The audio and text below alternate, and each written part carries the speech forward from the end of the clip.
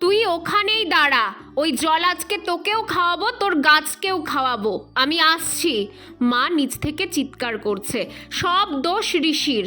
ভালো করে দেখলে তোমরাও দেখতে পাবে, এই কালো জলটাতে পোকা হয়ে গেছে, আর বাজে দুর্গন্ধ তো আছেই। ঋষির হাতে জলটা ধরতে দিয়েছিলাম, ওর তো বমি টমি এসে একাকার অবস্থা। আর মা অমনি বুঝে গেছে আমি আবার নোংরা কিছু ঘাটছি। পোকাযুক্ত কালো নোংরা জল হলেও এটা গাছের অমৃত। তোমরা অনেকেই জিজ্ঞেস করো গাছে কি এমন দাও যে এত ফুল ফোটে? এই অমৃতই আমি গাছে দিই। আমার ছাদ বাগানের সব গাছ আমি জৈবভাবে ঘরে থাকা উপকরণ দিয়েই করার চেষ্টা করি। আর ঘরে থাকা উপকরণের মধ্যে অন্যতম কলার খোসা। কলার খোসাতে প্রচুর পরিমাণে পটাশ থাকে, যা গাছে ফুল আনতে সাহায্য করে। তাই এই কলার খোসা রোদে শুকিয়ে নিয়ে 7 দিন হাফ লিটার জলে ভিজিয়ে রেখে সেই হাফ লিটার জলটা 10 লিটার জলের সাথে খুব ভালো করে মিশিয়ে প্রতিটা গাছের মাটিতে আমি দিয়ে দেই।